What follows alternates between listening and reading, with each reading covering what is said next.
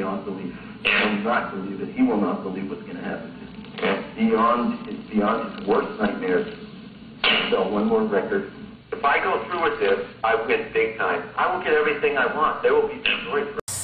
The first kid that accused him of child molestation because his father made him do it. He even told Micah his father made him do it. I don't know if many people know, but after Michael died, I think his name's Jordan. Geordie Chandler, yeah. Yeah, Jordan. He came out and he said he wished that he could have told Michael before he passed, let him know that he had come into the public and admitted he never touched him. And how did that make you feel?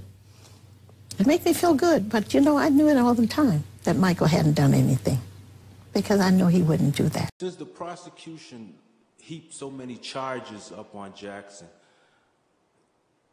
the fact that it wasn't sequestered, didn't you think that like stacked the deck against you? And do you think that putting all those charges on Jackson guaranteed the prosecution would get at least one conviction? Which Mr. Abrams kept saying at the end of the trial. I thought he was going to get convicted of one charge, at least one charge. No.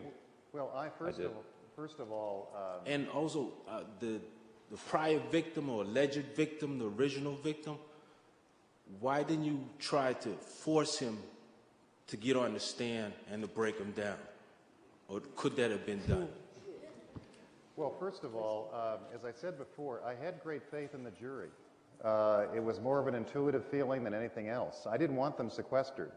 I think a sequestered jury is an unhappy jury, is an uncomfortable jury, and I always fear that that will hurt the defense.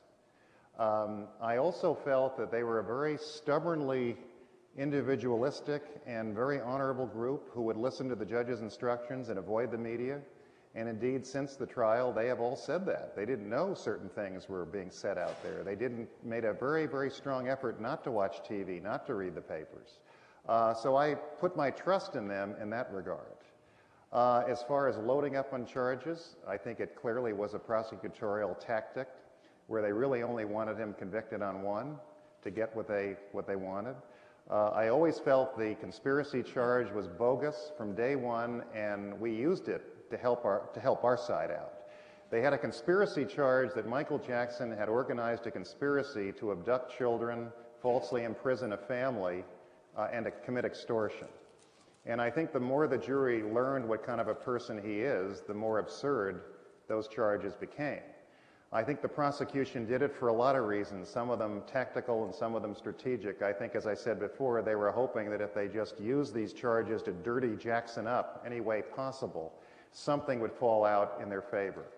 And they also, in my opinion, were trying to use the conspiracy charge to get in hearsay evidence that normally would not be admitted. There is an exception to the prohibition on hearsay, and that's called co-conspirator hearsay. And what this allowed the mother to do was come in and say, all these people said A, B, C, D, and E, whereas she normally would not be allowed to say that because it would be hearsay, because there was an exception if there's a conspiracy charge. They also did it to scare these alleged conspirators away, so they wouldn't cooperate with the defense and come in to exonerate Michael Jackson. But I think in the process of pursuing what I think was a very disingenuous allegation, they undercut their own credibility, because along with the charges looking absurd and the evidence looking just absurd, there was a timing problem. Because, as we pointed out, they tried to claim that Michael Jackson formed a conspiracy because this Bashir documentary had aired, which was very unflattering. He had then formed a conspiracy to force this family to make statements that exonerated him and then disappear to Brazil. And the molestation is supposed to start in the middle of all of this. And it just didn't make any sense. And I think they really hurt themselves by bringing these crazy charges, because it also allowed me to just point out, you can't believe what they're saying or doing. You know, they will just almost say anything to dirty up Michael Jackson. Next question. Pardon me? Oh, first case. Okay. You know, this is interesting because anyone who followed the case knew about the issue of 1108 evidence, which in California is called prior bad acts evidence. And what California allows, and few states do allow, is that in a case like this, you can bring in evidence of other alleged similar acts, even if they were never charged with a crime, and even if they're not the essence of the charge in this particular case. So what they said in their opening statement was, we have evidence that 5 young men were molested, and we're going to present all of that to you. And to make it even worse, it appeared, the judge did something I've never seen happen in a case like this. With respect to 3 of those alleged 5 victims, he allowed witnesses to come in and say they saw them molested without the prosecution having to bring the actual alleged victims in. Okay? So they did that. They put on 3 guards who had worked at Neverland to say they saw these 3 people molested. One of them, Macaulay Culkin, okay, the actor. All right? Now, those 3 guards had sued Michael Jackson, claiming that he wrongfully terminated them. He had cross-complained, saying that they had stolen property from him. It was the longest civil trial in the history of Santa Maria.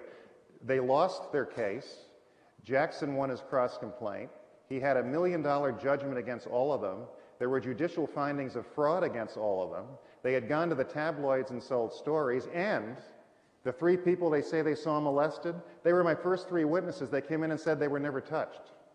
So when that happens, I think we were able to effectively take all this and say, ladies and gentlemen of the jury, you can't believe these prosecutors. You can't believe their case. You know, they'll say anything to try and win. Now, the one you're talking about never showed up. He's the one who got a settlement in the early 90s.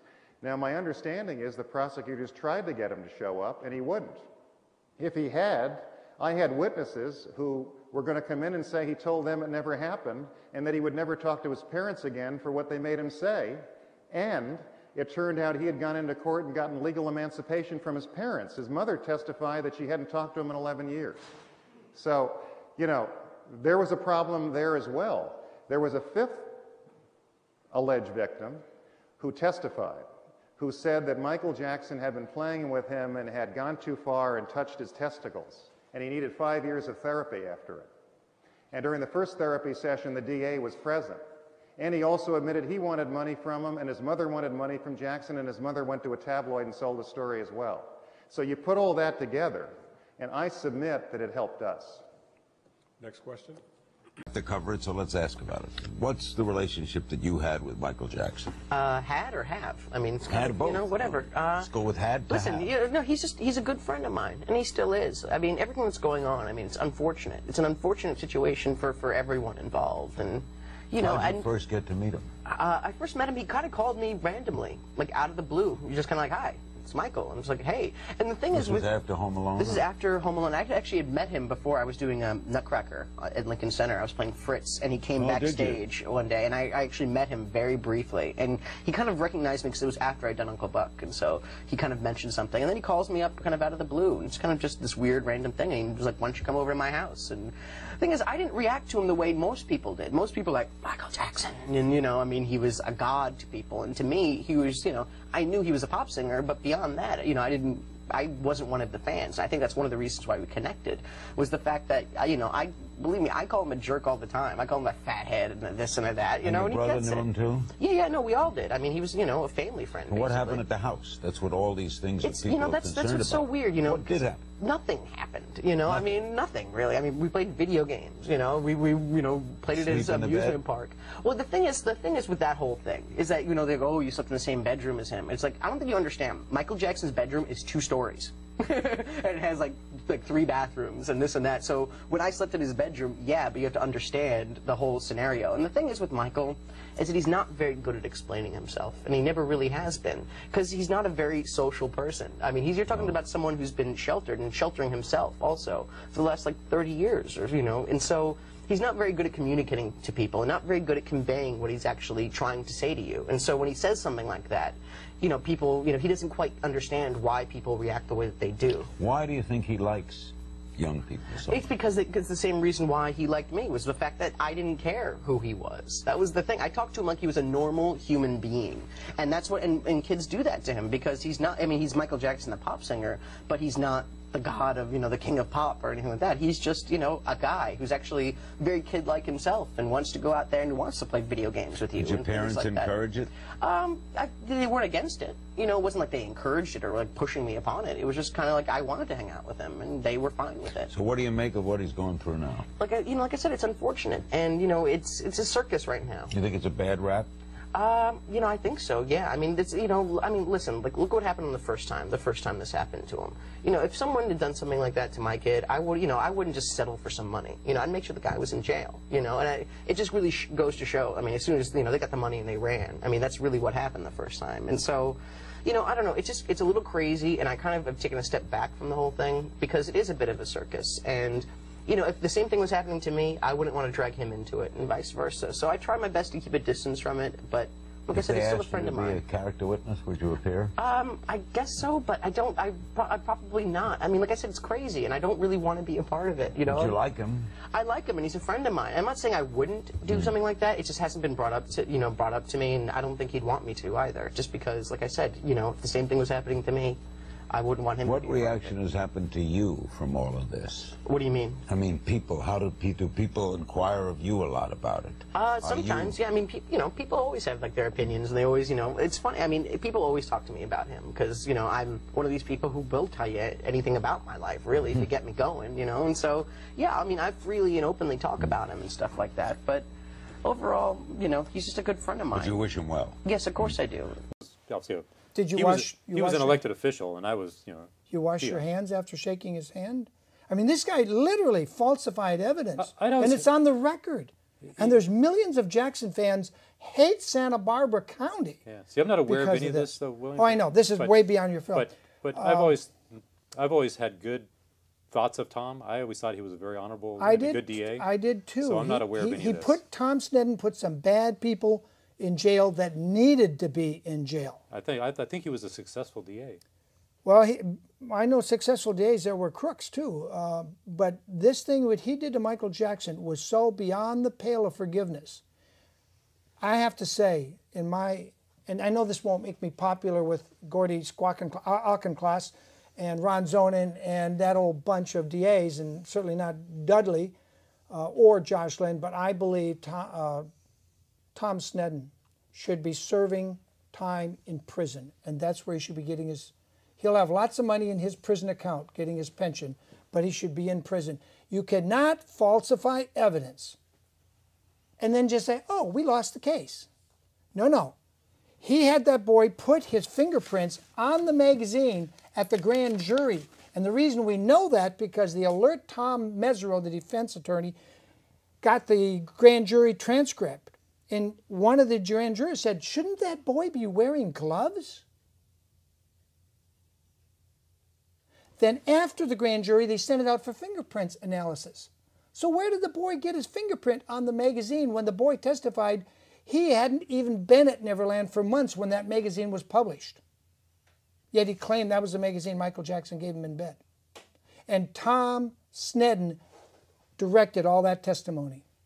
He falsified. Now, if he was a new DA, if he was green behind the ears, and he just got elected DA, and he made a stupid mistake, like giving the evidence to a boy, and then sending it out, fingerprint evidence with no gloves on, I would say, okay, he made a mistake, he's a greenhorn, he didn't know what he was doing, we can let it go.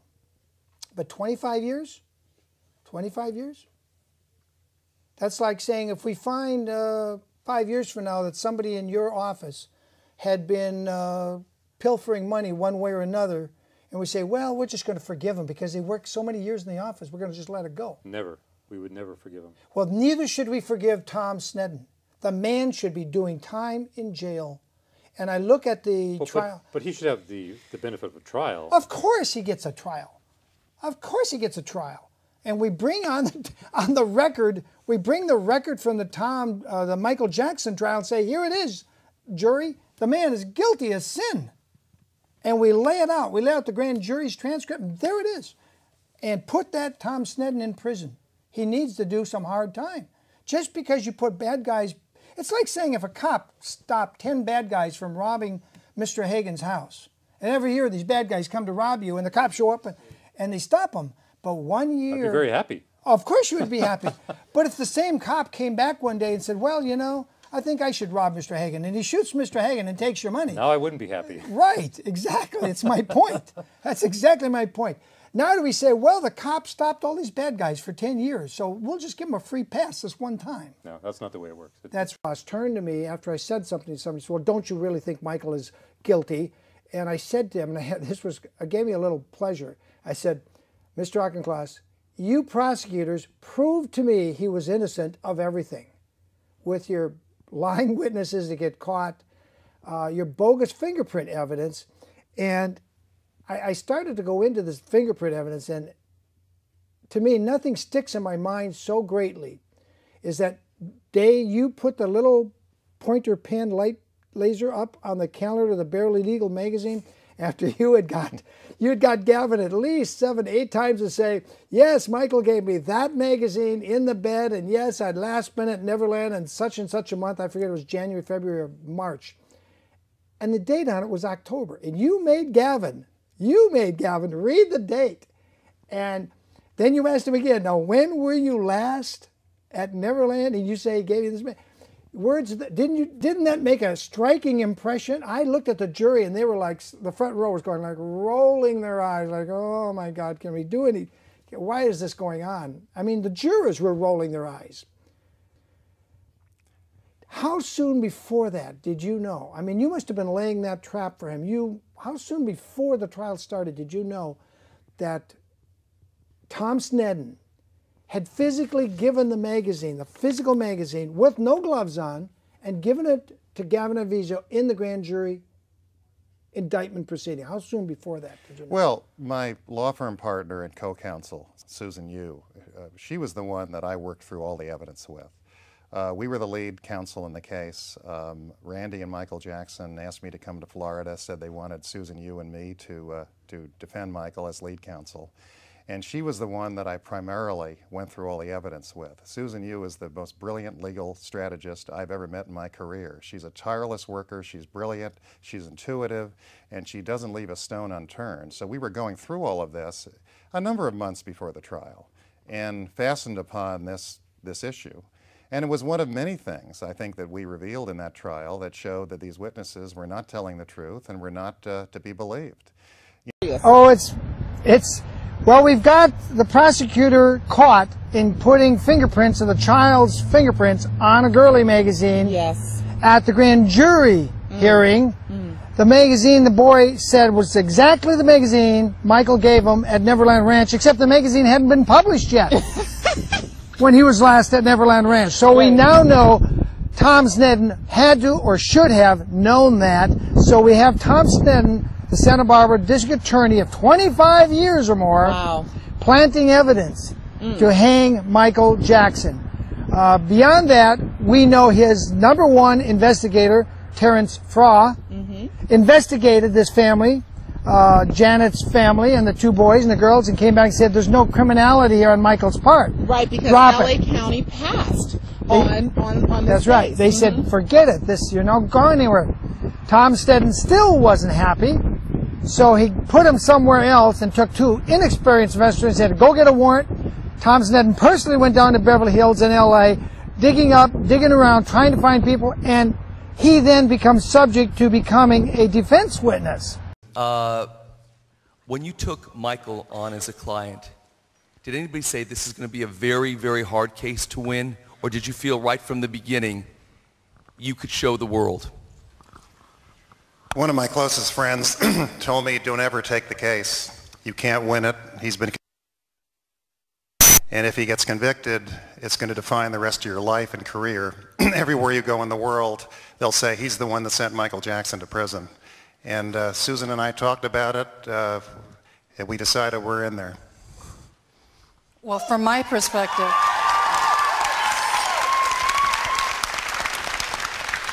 you know, many criminal cases, on paper, clients can look really, really bad. If I'm a prosecutor, I can make anybody look terrible. But the focus for us was to really get to know Michael. That mattered more than the I mean, the amount of evidence we had in the case was just way too much to handle. But for us, the focus was to Michael and getting to know him, and quickly we realized there was no doubt that he was innocent. That's fantastic. Tom, let me ask him, what was the turning point? What was the turning point for you and you think the world in that trial? Well, our approach was to be aggressive from the opening bell. Their first witness was Martin Bashir. They thought he was going to be a good witness. Ooh, we got a lot of boos. Let's hear it. Come on. Boo! And he was a disaster for the prosecution. He refused to answer questions. He hid behind his attorney who was in court. He claimed journalism privilege.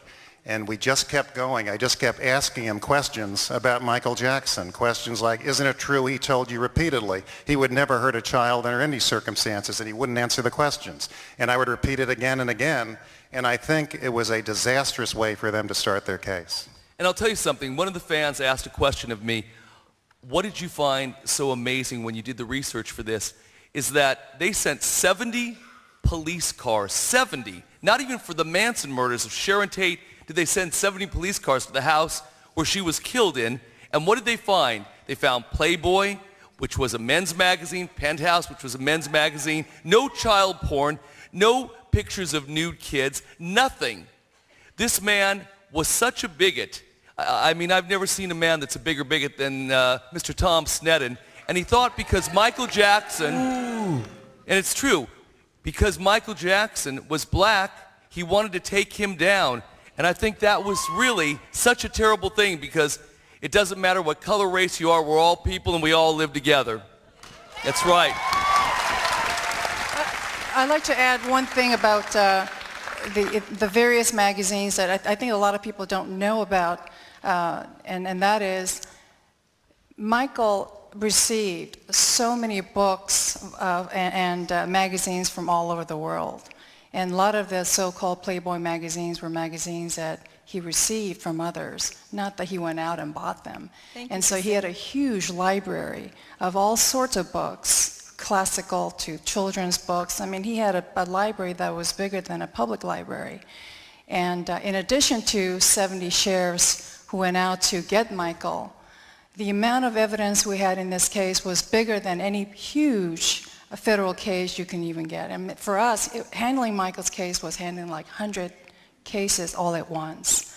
Documentary evidence, audio, video, and the live witnesses. We prepared for over 500 witnesses in that case. It was really, really monumental. And that's what it took for the entire Santa Barbara County to go after Michael. And they only proved that they were wrong and they were outrageous in going after somebody as innocent as Michael. And one thing I have to say about Michael, and I'll end quickly, is that quite frankly, no question he was a big name and still is. Superstar, yes. Who's bigger than Michael? No question. Who's more talented and gifted than Michael? Probably nobody. But you know why he was so special? Aside from all that, underneath it all, he was so decent. Yeah. And so modest and humble.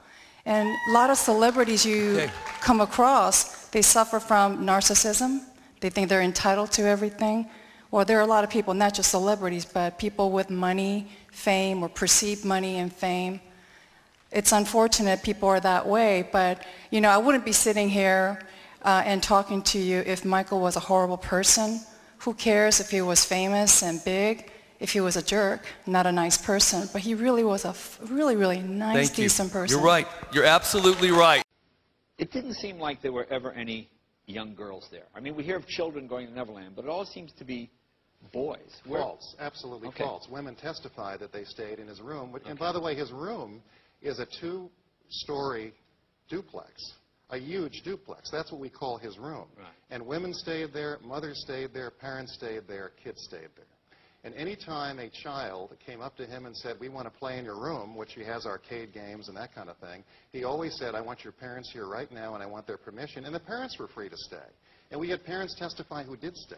So a lot of this was spin by the prosecution because they wanted to try and convict him through spin. They had nothing to deal with in the courtroom. Is he childlike? I mean, it's almost hard for me to believe that you can be such a polished entertainer. I mean, when you spend time with him, is it like spending time with a child? He is childlike, and he's been very vocal when interviewed about why he's childlike. He had no childhood. He was working clubs at 3 in the morning when he was a very small child. He said he used to gaze at schoolyards and wonder what it was like to be just a spontaneous kid. He couldn't do that. He was disciplined very strictly. And he feels as if he never really had a free and spontaneous childhood. And he also is just, he feels as if he's been let down by adults most of his life. He was a child, asked to sign papers. He didn't know what money was. All this money was spinning all around him. He got taken advantage of, and he has an empathy for children because he thinks children need more attention in the world. He's helped kids with AIDS around the planet. He's helped kids with all sorts of diseases. Ryan White, the young man who had AIDS and died of it, he took care of him. When a little child in the early 80s was doused with gasoline by his father in Orange County, Michael paid his bills. He's paid bills for injured children all around the world. A lot of this the prosecution tried to bury because they wanted to make him look like a monster, and they failed. Sentiments for a long time. I want to ask a few things about the charges, but first I want to establish for the viewers here, there are no ground rules. You have said to me you are not afraid of any questions, so I wanted that understood by everybody before we proceed. I think I want to begin by making sure that the terms are clear. You have said that you would never harm a child. I want to be specific as I can. Did you ever, as this young boy said you did you ever sexually engage, fondle, have sexual contact with this child or any other child? Never, ever. I could never harm a child or anyone. It's not in my heart. It's not who I am. And it's not what I'm not even interested in that. And what do you think should be done to someone who does that? To someone who does that, what I think it should be done, gee, I think they need help in some kind of way, you know? How about the police photographs, though? How was there enough information from this boy about those kinds of things? The police photographs that they took of me. Yes. There was nothing that matched me to those charges. There was nothing. There was nothing that concurred. That's why I'm sitting here talking to you nothing. today. There was not one iota of information that was found that could connect me. So when we've heard that there was a marking of some kind. No markings. No markings. No. Why did you Why am I still here then? You're not going to ask me about that, are you? Sorry, about the markings. You can volunteer. No, I'm just, the point is that when that finally got concluded that there was no matchup, then it was printed this big as opposed to how big it was, what the matchup was supposed to be. It didn't work. It isn't so. The Why whole did thing you is a settle lie. the case then? Why did you settle the case? And it looks to everyone as if you paid a huge amount of money. Most of that's to get folklore. silence. I talked to my lawyers and I said, can you guarantee me that justice will prevail? And they said, Michael, we cannot guarantee you that a judge or a jury will do anything. And with that, I was like catatonic. I was outraged. How much money Totally was it? outraged. So what I said, I have got to do something to get out from under this nightmare. All these lies and all these people coming forward to get paid and these tabloid shows, just lies, lies, lies, lies.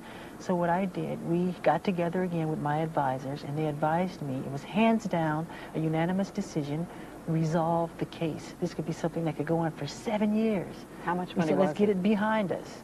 Can you say how much?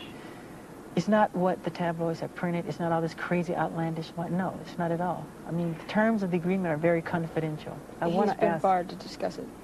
The specific terms, so it's specific amounts. The idea is just isn't fair. What they put me through, because there wasn't one piece of information that says I did that. And anyway, they turned my room upside down, went through all my books, all my videotapes, all my private things, and they found nothing that can say Michael Jackson did this. Nothing. But let me ask you to this a couple day, of questions. nothing. Still nothing. Let me ask nothing, you a couple. nothing. Nothing. I got nothing. As you may or may not know, we have called everyone we can call. We have checked everything we can check. We have gone and tried to see if what we heard before is in fact the case. I want to ask you about two things. These reports that we read over and over again, that in your rooms they found photographs of young boys. not of young adults, boys, not there's children, all kind of girls and everything. then that they found photographs, books of young boys who were undressed. No. Didn't happen. No, not that I know of, unless people sent me things that I haven't opened. People know my love for children, so they send me books from all over the world, from South America, from Germany, from Italy, from Sweden. So if people say that they found those things, if there's an indication, let them come forward, let them produce them, right? Yeah, because I get all you wouldn't believe the amounts of mail that I get. And if you say to somebody, you know, if I let the fans know I love Charlie Chaplin, I'll be swarmed in Charlie Chaplin paraphernalia. But if I say I love children, which I do, they swarm me with everything pertaining to kids. Any other settlements in process now or previously with children making these kinds of claims? We have heard that there is one, not a case that the prosecutors would bring in court, but that once again you're talking about shelling out. No, that's not true. No, it's not true. I think I've heard everything is fine and there are no others. I guess, let me ask this, and I'm trying to think how to phrase it though. I can hear out in the country people saying, and you've been cleared of all the charges, we want to make that clear. People saying, look, here is a man who is surrounded by things that children love. Here is a man who spent an inordinate amount of time with these young boys. That's right. What is a 36-year-old man doing sleeping with a 12-year-old boy, or a series of them? Right. Okay, when you say boys, it's not just boys, and I've never invited just boys to come in my room. Come on, that's ridiculous. And that's a ridiculous question. But since people want to hear it, you know, the answer, I'll be happy to answer it. I have never invited anyone into my bed, ever. Children love me, I love them. They follow me, they want to be with me. But anybody can come in my bed. A child can come in my bed if they want. I can say, sorry, I've seen this. I've seen it a lot. I've seen kids. I've seen him with children in the last year. I've seen it enough to where I can see how that can happen. It's, you know, I understand. Isn't part of being an adult, and you have a 2-year-old child, 2-year-old boy. Yeah, let me just, sorry. Okay. I just wanted to say that I've seen these children, they don't let him go to the bathroom without running in there with him. And they won't let him out of their sight. So when he jumps in the bed, I'm even out. You know, they jump in the bed with him. But isn't part of being an adult and loving children, keeping children from ambiguous situations? And again, we're talking about over an intense period of time here. Would you let your son, when he grows up and is 12 years old, do that? You know what, if I didn't know Michael, no way. But I happen to know who he is and what he is. And that makes it, you know, I know that he's not, you know, I know that he's not like that, and I know he has a thing for children, and go ahead, sorry. I just wonder, is it over? You're going to make sure it doesn't happen again. I think this is really the key thing people want to know, that there are not going to be more of these sleepovers in which people have to wonder. Nobody wonders when kids sleep over at my house. But Nobody are they wonders. over? Are you going to watch out for it now? Watch out for just what? for the sake of the children and for No, everything because you've been through? it's all moral and it's all pure. I don't even think that way. It's not what's in my heart. So you'll do do it never, again? Ever. Do what again? I mean, you'll have a child sleeping over. Of course. They want. Yes. It's on the level of purity and love and just innocence, complete innocence. If you're talking about sex, and that's a nut. That's not me. Go to the guy down the street, because it's not Michael Jackson. It's not what I'm interested in. Okay, but Elizabeth Taylor, talk to us a little bit about what she saw when she went over and talked to you in the middle of this, what she called agony. And one of the things I think she was so angry about with us was that she said people always talk about one side of a person, they never give them credit for their accomplishments, That's right. particularly what they give to children and the money you give to children. That's how it starts. When he's on tour, he goes to hospitals without the press following him, without anyone knowing. He'll get up in a disguise and do it, take his disguise off when he's there, and kids know, wow, it's Michael Jackson. Was there no point at which you said to yourself, reading everything everybody had been reading, maybe this is true, maybe I completely didn't understand who he was? No way. Absolutely not. Never? Never. I know Michael's heart. I know his mind and his soul.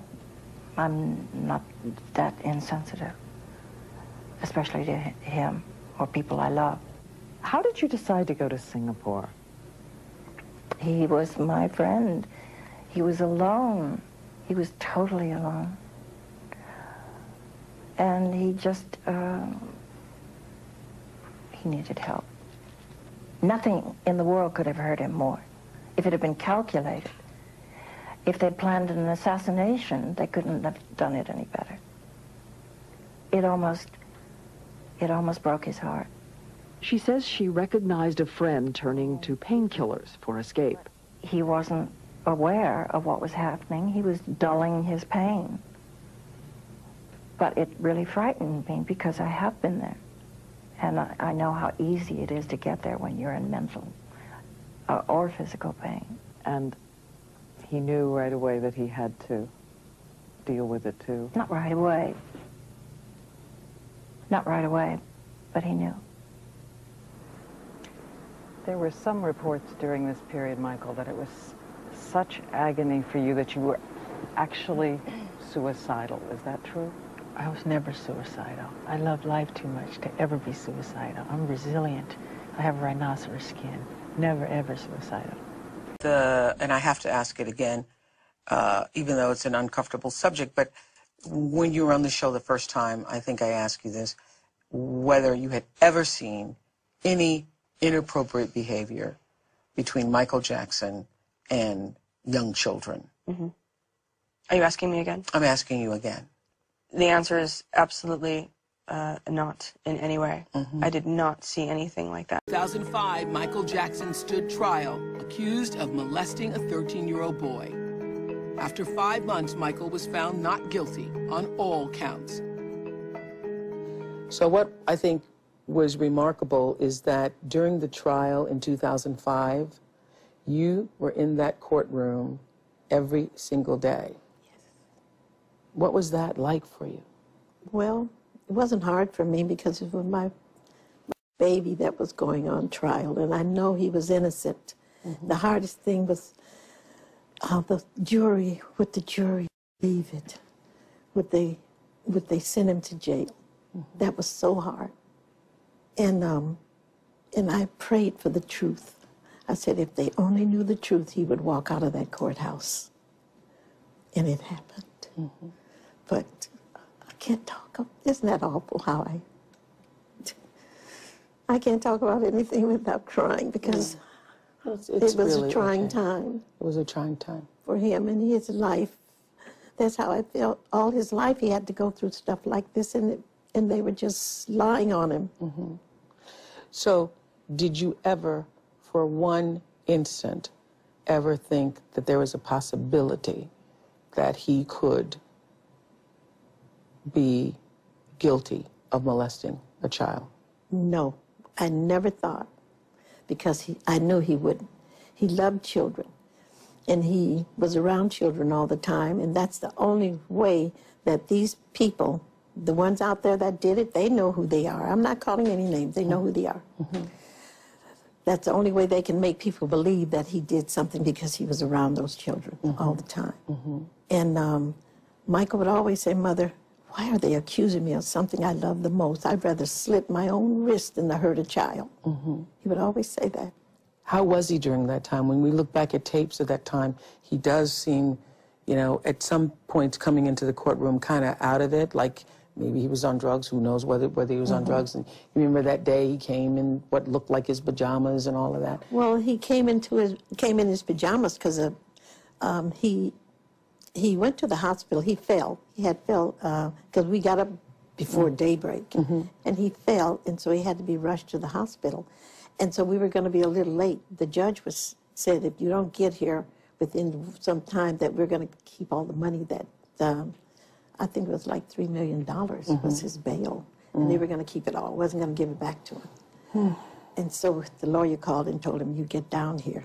So he came in his pajamas the way he went to that hospital. Did that trial change him? Yes, it did. Tell me how. Because he used to trust people. His problem was he trusted too much. And after that trial, he didn't trust anybody. Really? He would always tell me, Mother, I don't trust anybody. The only person I trust is you. Didn't think he was prosecuted because of his race. I thought he was prosecuted because he was a mega celebrity. I will say this. The last witness I called was actor-comedian Chris Tucker. And Chris Tucker testified that this family who was accusing Michael Jackson had tried to hustle him. They wanted his car. They told him the child had cancer, like Michael Jackson was told. He invited them to a day in Las Vegas where they were filming the film Rush Hour 1. They stayed 3 weeks and billed him for everything. They kept asking him for money, and he flew to Miami, and he met Michael Jackson at a hotel, and he said, "Be careful, something is wrong." He warned Michael Jackson about this accuser and his family. On cross-examination, the district attorney, Tom Sneddon, conducted the cross. And at one point, he showed Chris Tucker a blow-up of a photograph of Chris with the accuser and his family at a wedding. And Chris rather humorously said, "I like that picture. You know where I can get it?" And everybody kind of chuckled in the courtroom. The DA looked at him and said, "I'll get it for you if you're a good boy."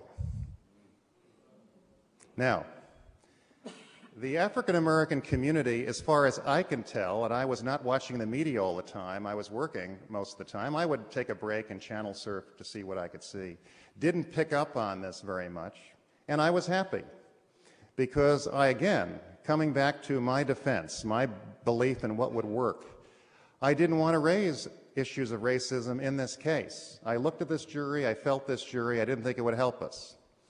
And I had to take a very difficult and controversial position at the end of the case because of my belief in what was necessary to save my client, Michael Jackson. The day the jury got the case, I felt very good. I felt our case had gone in very well. And I had told certain people, I don't want a racial issue here. I don't want to be identified with a racial issue in this community. I don't think it's going to help us. At the beginning of the case, when I was asked by various people associated with Michael Jackson how I thought things were going, I had been very concerned.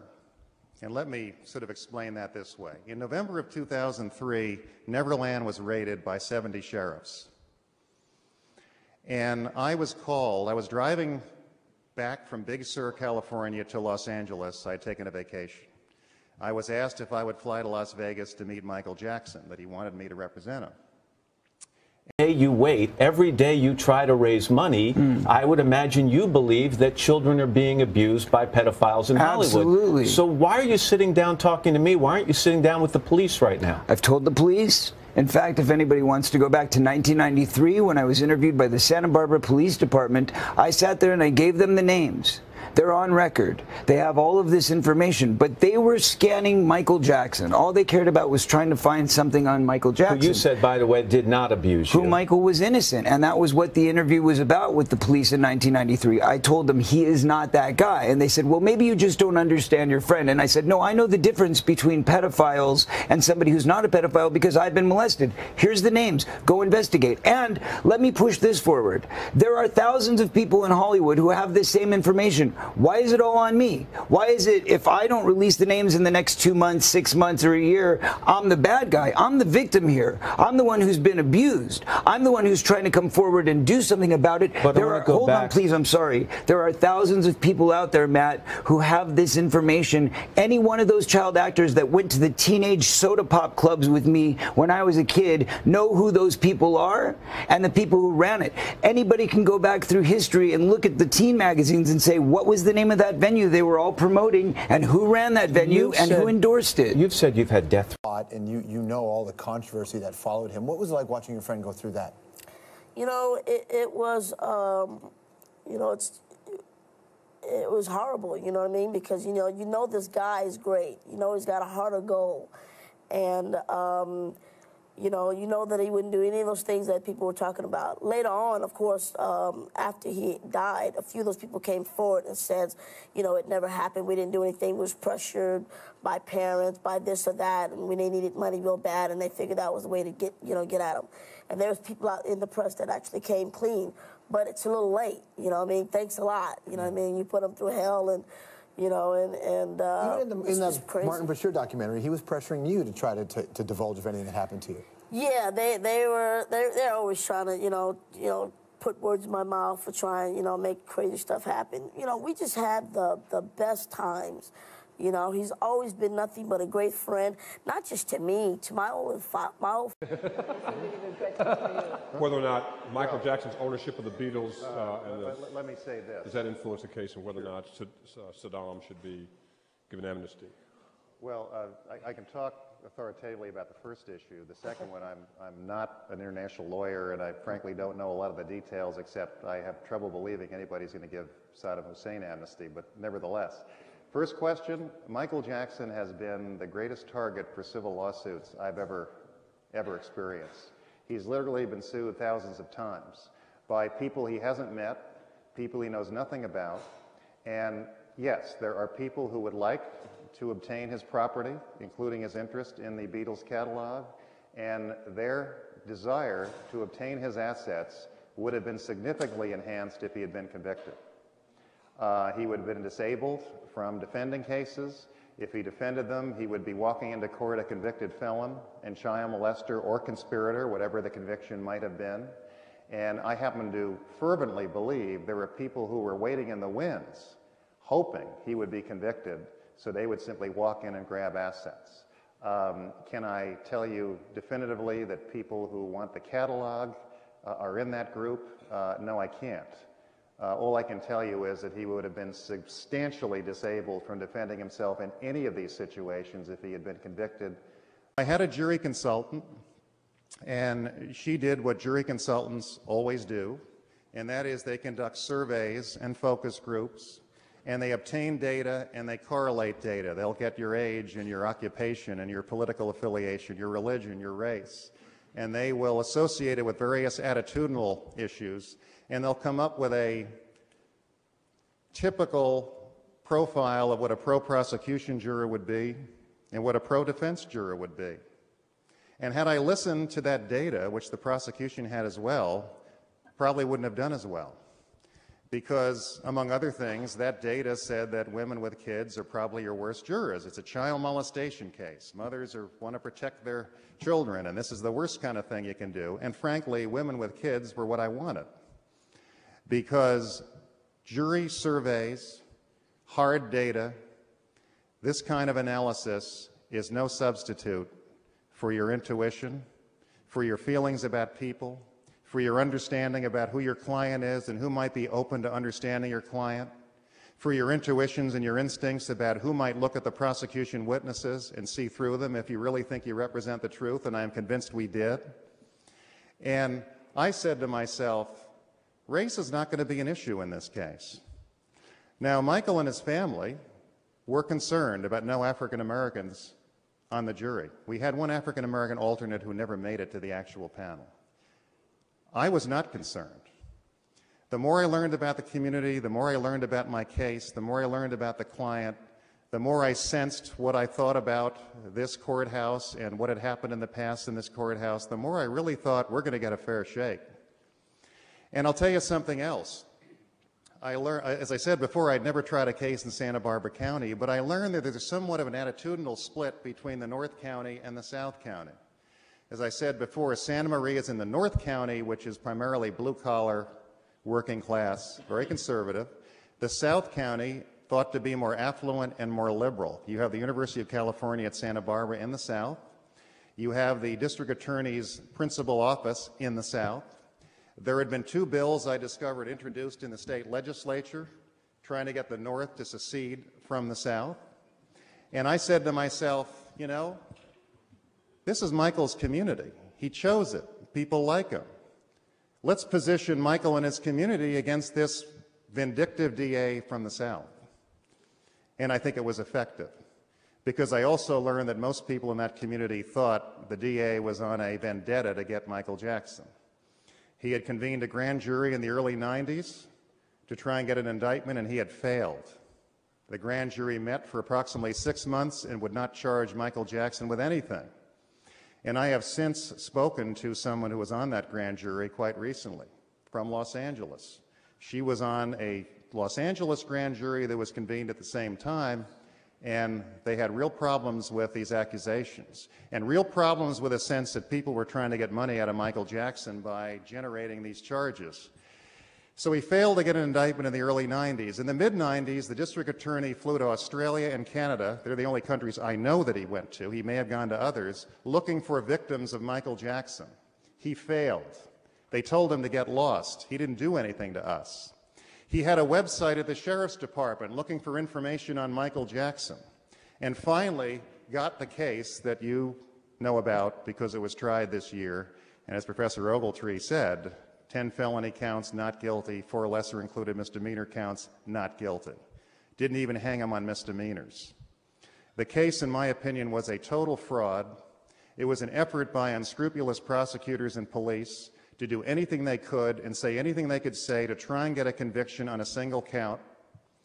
And it was absolutely unjust what was done to Michael Jackson this year. But my conclusion on the issue of race. I told people who I had the ability to talk to about the issue the following. I said, to African American people, Michael Jackson is black. He is black. If you ask him what his race is, he's black. But you know, to a lot of white people, Michael Jackson transcends race. He brings people together. We played tapes to the jury where he talked about why he loves people on all continents, people of all races. He said at one point, I wish I could adopt a child from every continent. He talked about how he dislikes racism and dislikes bigotry. And I am absolutely convinced that that jury saw Michael Jackson as someone who brings people together, not apart. And I never had a concern about these jurors being fair. I just didn't. I always thought this jury would never ally with the DA because it was their county. I never thought so. I never thought this jury would penalize Michael Jackson because he has long hair, because he has a serious skin condition which I have witnessed. It's called vitiligo. He has shown me his skin. If you look at his back, you will see brown patches and white patches. It's changing and eating pigment in his skin. He's very embarrassed with that. He chose to put white makeup on his face rather than have these splotches all over his face. That's his choice. I don't think it's a crime to do that. And Don't treat me like a criminal, because I am innocent. For Katherine Jackson, the greatest challenges have been the persistent claims of child molestation. Justice for Michael! 2 boys made allegations against Jackson. In one case, a jury found him not guilty, and the other did not proceed after payment was accepted from Jackson.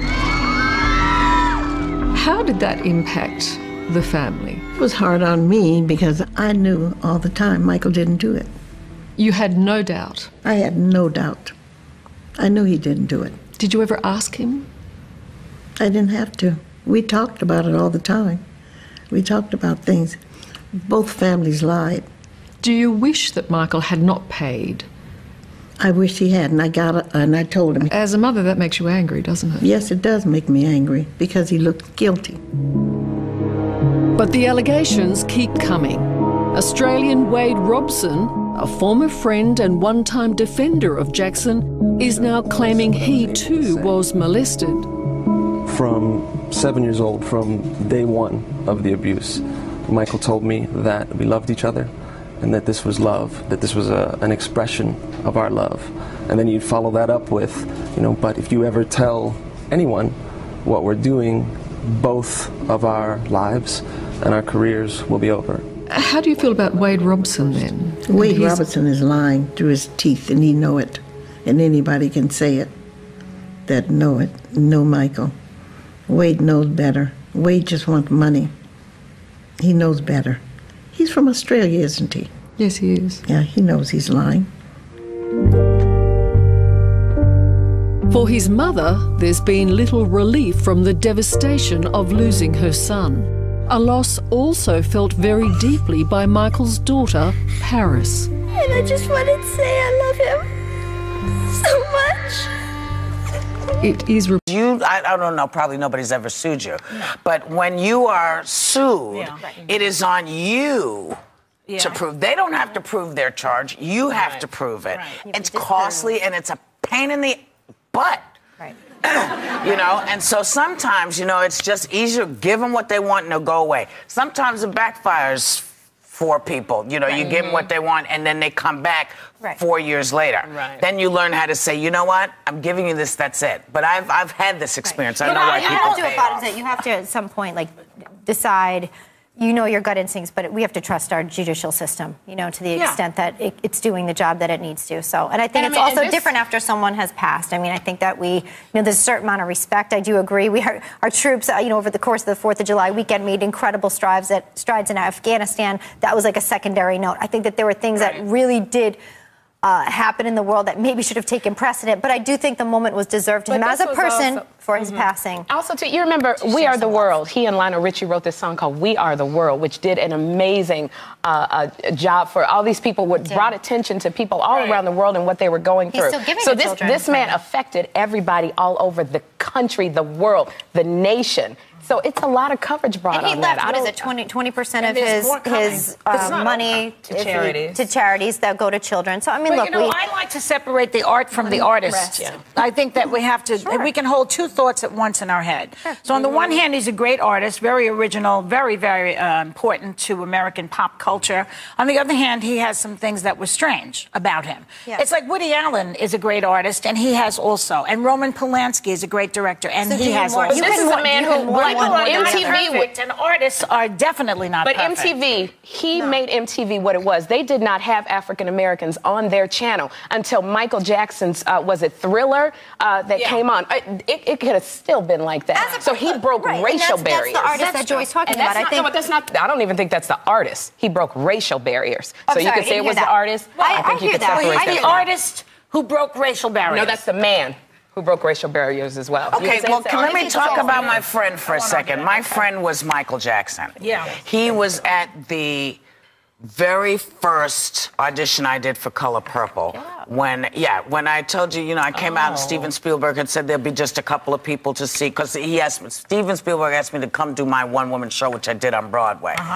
He didn't tell me why I was coming there. He said, I want to see your show and I can't get there, so do you mind coming? I said, sure, because, I wanted to be in Raiders of the Lost Ark. So, she's no fool. I wanted to run with Harrison Ford. Smart. And so I step out, and in this audience is Ashford and Simpson, Quincy Jones, I can't remember else, and Michael Jackson. Wow. And what year is that? This is 83, 2 maybe. All right. Yeah. Okay. So for me, every big event that's happened in my life has always included Michael Jackson. Now, and to answer Mr. King's question, would you leave your children? Yes, I would. Yes, I did. I left my child with Michael. Yes. And I am going to err on the side of him not really sort of knowing the music or caring or just wanting to be out there or having something to say, because of course everybody has the right to say something. But unless you know for sure, especially if somebody's been acquitted, it's probably a good way to avoid a slander suit from someone's family. By saying, I think that this person did this. I think that this, not that's what they did, that's what they did, that's what they did, because clearly in court, it was not proved that that's what they did. So, I'm just saying, I'm saying to Mr. King, be careful. Say how you feel, but don't make it an edict because it's already been proved not to be the But Michael, case. in one interview, does say that he thought it was totally appropriate to sleep in a bed. He was a 40-something-year-old man in a bed with a child, which I think is odd, frankly. And if I was going to leave him with my children, I would have a nanny cam on him. Well, here's the deal. Let me tell you about Michael, okay? Michael Jackson, from the time he was that big, did nothing but perform. Right. No life, no kid life, no nothing. This guy, sex is not part of his world. This is my opinion.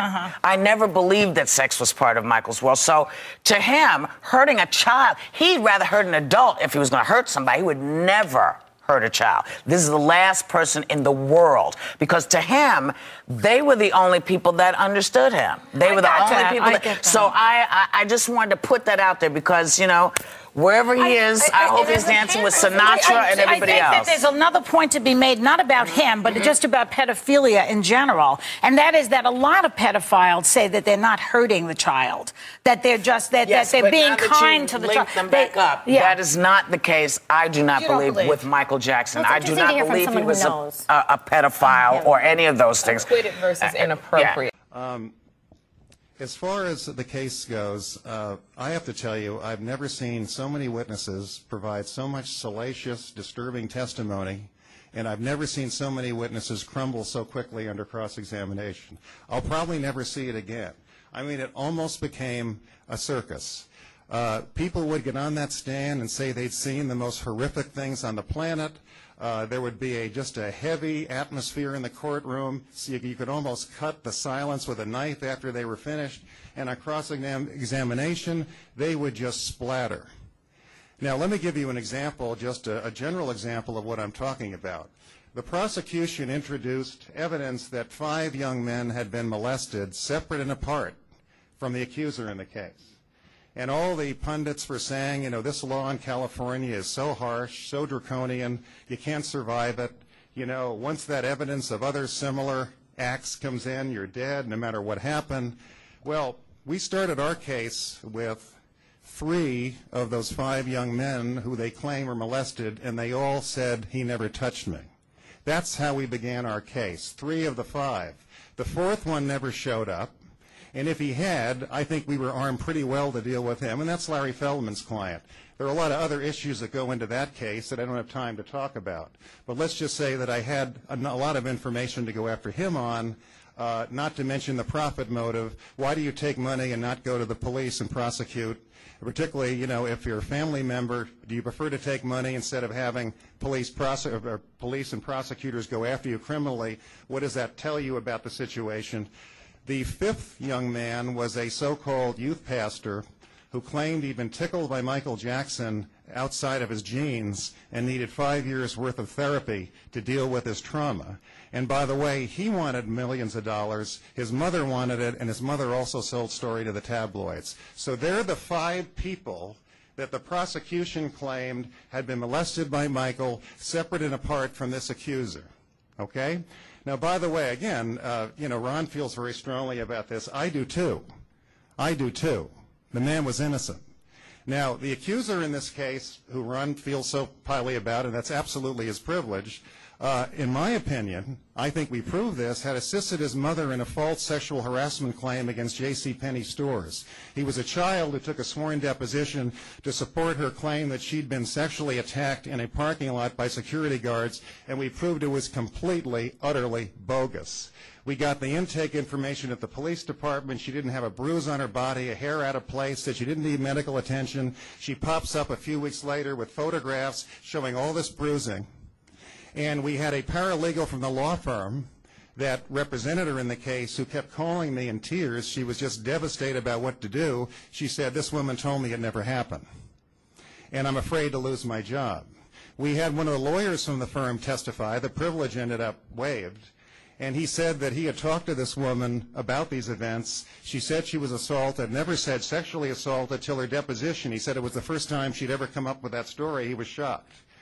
I mean, I've got to tell you, there's another side to this, or a very conservative jury in Santa Maria, California wouldn't have exonerated Michael Jackson so thoroughly and so completely. Look, this young man, you know, is entitled to say what he wants, and he may be doing very well. But I think he got caught in so many lies, so many misstatements. We had a video where he and his family all said it never happened. We had an investigator's statement, audio recorded, where they all said it never happened. And suddenly the alleged dates of the molestation changed beyond the video. Initially, the prosecutors were claiming the molestation started on a particular date, and when this evidence was discovered, they moved the date beyond that evidence. I mean, it was like, let's just adjust to what we have and make sure we go forward with the case, in my particular opinion. Okay?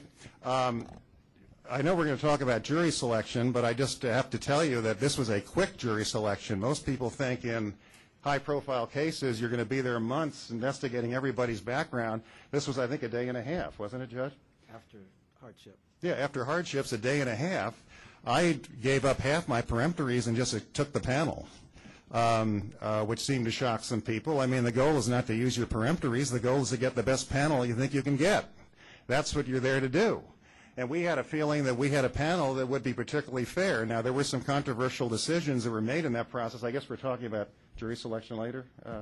Okay. But I just want to tell... we'll talk about jury selection. Okay, okay. The trial was agonizing. There may have been about 140 or so witnesses testified in the trial. Judge Melville was a workhorse. We were in there 5 days a week. There were hardly any dark days during the trial. I did like that schedule with small breaks rather than a major lunch break. I thought it did fit well into our ability to go back and prepare for the next day. But it was backbreaking. It was agonizing. The media, just the way they reported the case was just remarkable.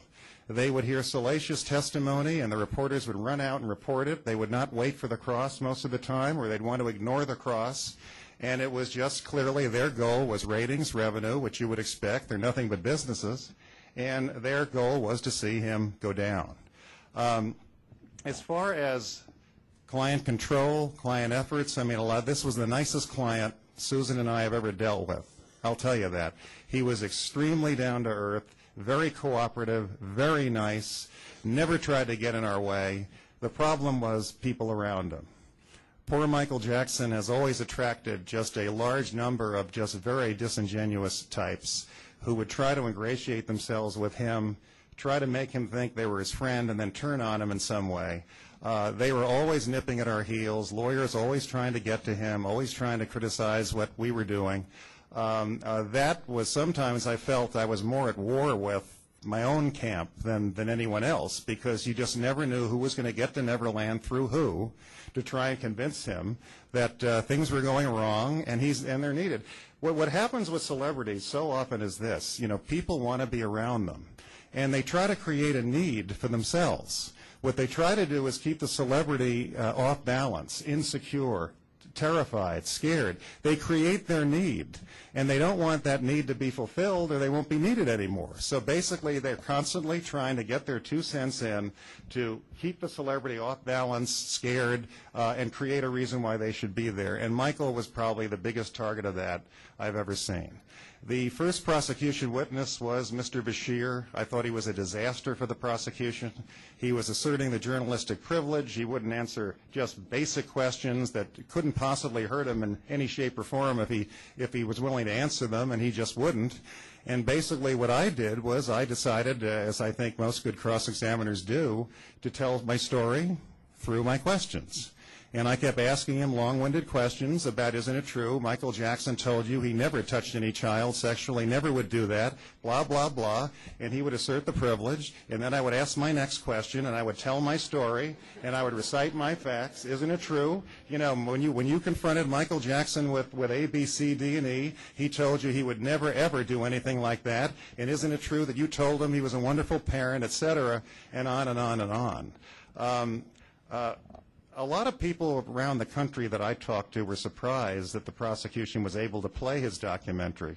But I have to say, fortunately, Michael Jackson was smart enough to have his own videographer at those interviews, and there were outtakes that Bashir kept out of his documentary, which we were allowed to play by Judge Melville, because basically the prosecutors got their shot at a very selectively edited bunch of hearsay, and we got our edited out outtakes in as a result, and he denied every single allegation, said I'd even slit my wrists before I'd hurt a child. I think a lot of the things the prosecution tried to do, we were able to neutralize by basically putting it into a different perspective. The prosecutors, and I've heard tonight, he sleeps with boys, sleeps with boys, sleeps with boys.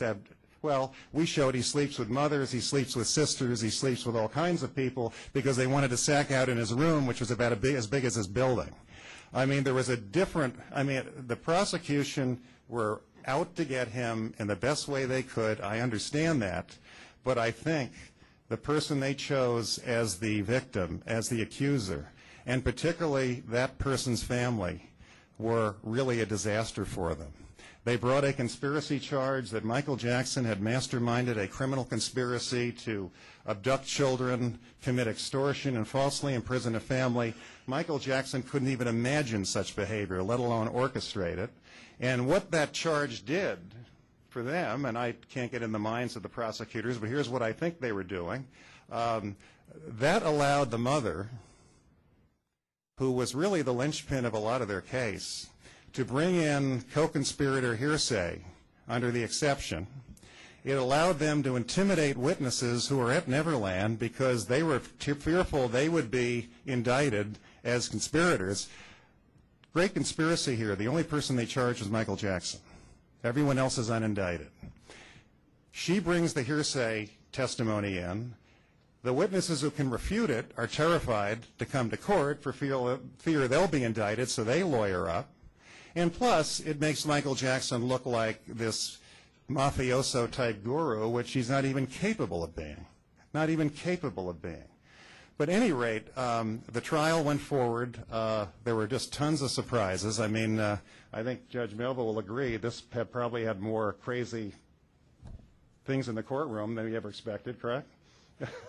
I mean, it just, much of the time I made my cross-examinations lengthy. Some of them were days. I think there was one was about 4 days total. I just decided that there were so many facts in our favor to neutralize these witnesses, particularly these accusers, that I just felt there was no way these people were going to last, no way they were going to just withstand the facts. And I don't think they did. I don't think they did at all. We had a very, very responsible jury that was out for about 7, 8 days. It was a right verdict. I look forward to the questions. Thank you. On 5 hours now. In fact, the papers came out not too long ago. They've been passing them out to all the fans. You can hear the music behind. I thought that we had really destroyed their case very effectively on cross-examination, and I thought we had called a lot of very effective witnesses in our case. And I thought when you put that whole package together, they were going to have trouble. Absolutely. The problem in this case was the mother and the complaining witness. They were both self-admitted liars. Maybe we're just looking for explanations in the wrong places. I don't know. Jury, despite being inundated by media, despite the fact they were not sequestered, despite the fact there were questionable rulings by the judge, this jury said the evidence wasn't there and they acquitted him. I think this is good for America. Would it be safe to say you did not believe him? Yes, we had a hard time believing. We as a country have to understand that our system presumes someone innocent until proven guilty, and that proof was not made here. I can't say there was anything that convinced me to say guilty ever throughout the whole trial. I'm just flabbergasted and very happy for Michael. Not only did he get 10 not guilties today, but this should take care of all the doubt and the black cloud that has been over him. And this, what is it, 1108? That vindicates him from all of this stuff. They saw the color drain from your face, both for you, Mr. Senin, and you, Mr. Zonin. We had to look at him as just like any other individual, not just as a celebrity. If you really looked at the evidence in the case, they had nothing. They had absolutely nothing. And networks like Court TV did their best to spin a conviction. I had no doubt whatsoever Michael will be acquitted on all the charges. Neither did Michael from the very beginning. This is history. It's over with. Let's just let it go. The jury acquitted Michael. We're still talking about all of the allegations as if they in fact were proven. Quote, thank God Michael is vindicated for all time. Now maybe people will leave him alone. I wouldn't want any of my children to lie for their own gain. I think their case had too many problems with it because it wasn't true. I felt that he was vindicated, you know. The man is not a child molester. I think the jury did a very good job in terms of taking this very seriously, taking a lot of notes, evaluating the evidence, leaving no stone unturned. Like or not like their decision, these were honorable people. Michael Jackson is not just free on bail. Michael Jackson is free now that he's been acquitted on all of 10 of the counts. The accuser's mother could not be believed, and her kids who accused Jackson of child molestation could not be trusted either. The motorcade is pulling up along a gauntlet, if you will, of Jackson supporters who gathered outside his Neverland ranch. He is arriving at the entrance to that sprawling 3,000-acre facility, which includes, of course, the amusement park and the homes. It is an extraordinarily large property, estate, if you will. You know, when I saw the DA, Tom Steadden, today, the ultimate loser, I mean, you really can't lose more than he did today. My past history of Mr. Jackson had absolutely, unequivocally, nothing to do with our evaluation of this particular case. We vindicated and cleared Michael Jackson completely. He was acquitted of all felony counts and all misdemeanor counts. They got nothing.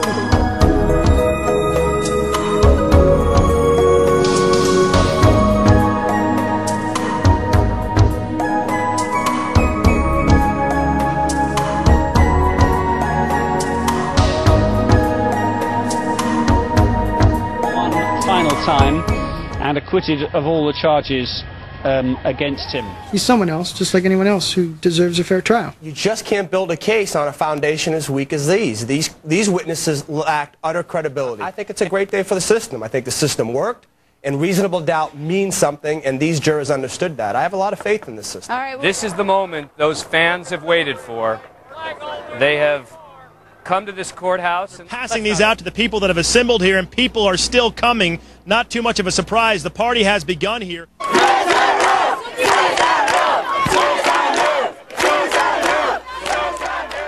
So there was a lot of discrepancies in his testimony, and it didn't quite coincide with what he had said. So a lot of this was spin by the prosecution because they wanted to try and convict him through spin. They had nothing to deal with in the courtroom. I think that this was a smart jury. I think that you know, they were diligent and wanting to do a good job. This was a grifter family with a record that was so checkered it was pathetic. Right. It was sickening. This was a setup. It never would have been brought if it was in any other county. Tom Steadden has had this grudge for 13 years. I talked with Tom Mesereau, who told me that he was proud to have defended Michael Jackson, that Jackson was innocent all along, and he was just proud to prove it. Come down here and check my life. See what I've been doing the last 10 years. The decision is whether to present this piece of garbage called The People versus Michael Jackson to a grand jury. It was presented, and the state paid the price. We had closet full of evidence. There was nothing in that closet that was able to convince any of us of the alleged crimes. The factual inaccuracies, the obvious bias among people like Court TV, who I felt was really an arm of the prosecution through this case. It was very amateurish and very unprofessional and very disturbing.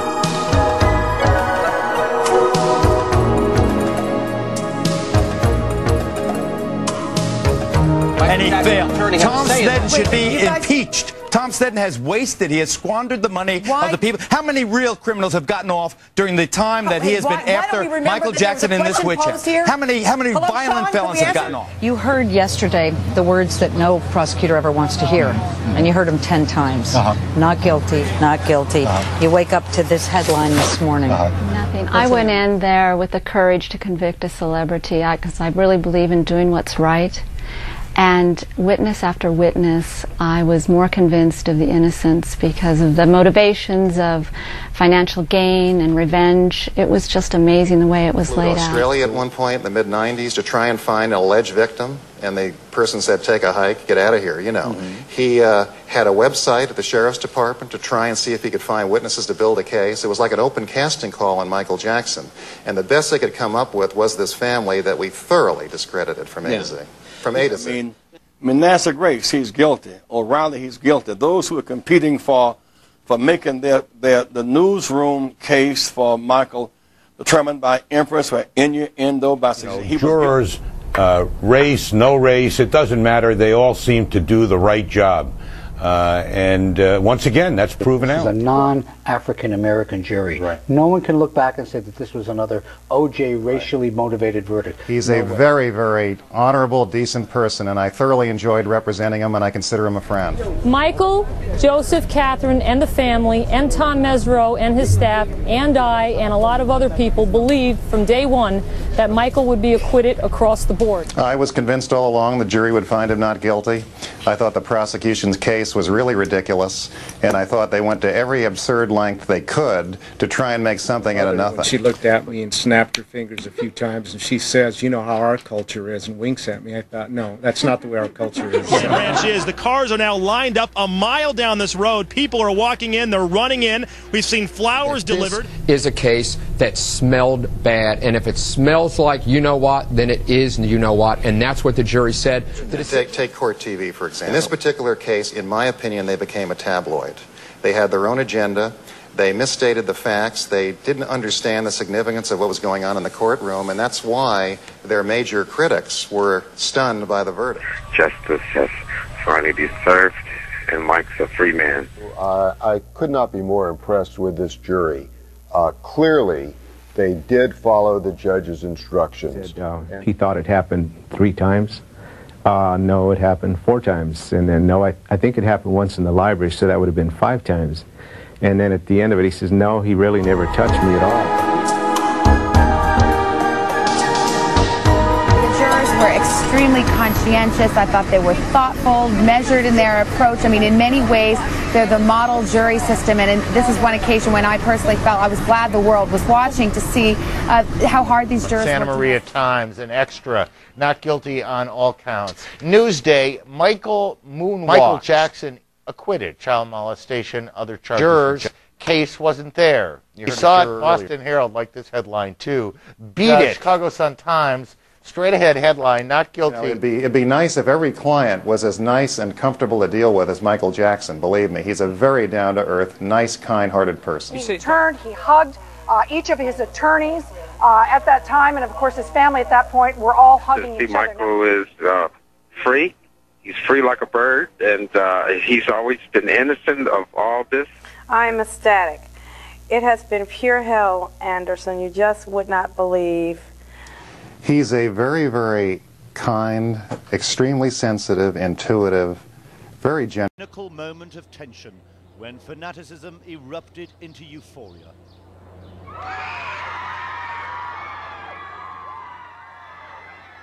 Repeated acquittals, and they raised their idol Michael even higher.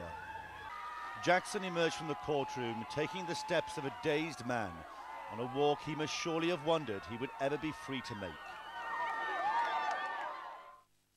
How different 1 hour before, when the singer, looking ashen and heavily sedated, walked through the doors of American justice to learn his fate.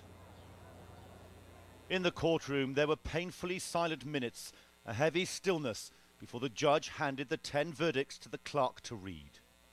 May the jury in the above entitled case find the defendant not guilty. They came one by one, not guilty of conspiracy. Find the defendant not guilty. Not guilty of sexual abuse. Not guilty. And not guilty of plying the boy accuser with alcohol. For every verdict of innocence, a white dove was released into the sky. I feel so dizzy, I feel like I've just fallen off a cliff. He can get on with his life. Look, I just missed my plane. But I don't care. Michael Jackson was always innocent, and he was proven innocent by a jury of his peers. You cannot argue with that.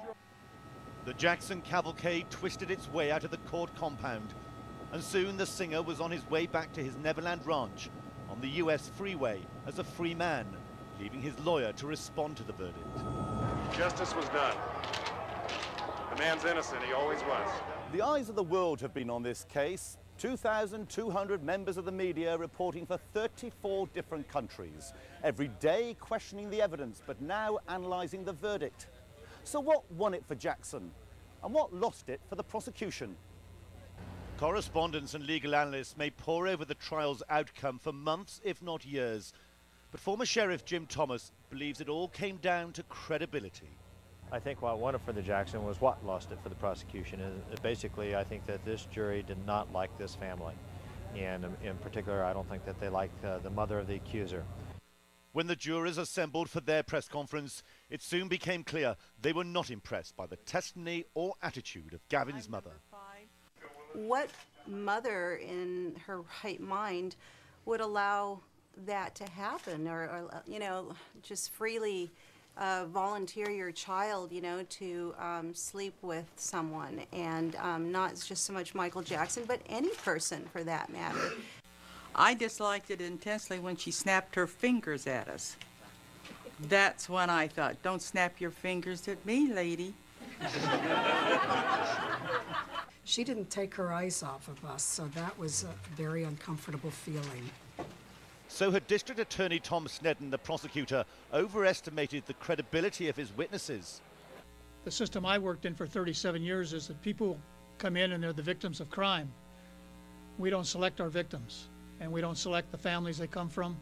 To the relief and screams from his devotees, Michael Jackson returned to Neverland. To the prosecution, it was the scene of the crime. To the defense, the singer's exotic world of make-believe. But now to the reality. Even though cleared of all charges, can he ever rebuild his career after such lurid allegations? That had to have crushed Michael Jackson. 5.5 months of your life just being exploited like that, and day after day going into the courtroom and all these things that would, be said about him. That has to take away your spirit. That had to have really taken its toll on him, his health, his whole way of thinking. Michael Jackson did so much for the world, as far as, inspiring them and doing good.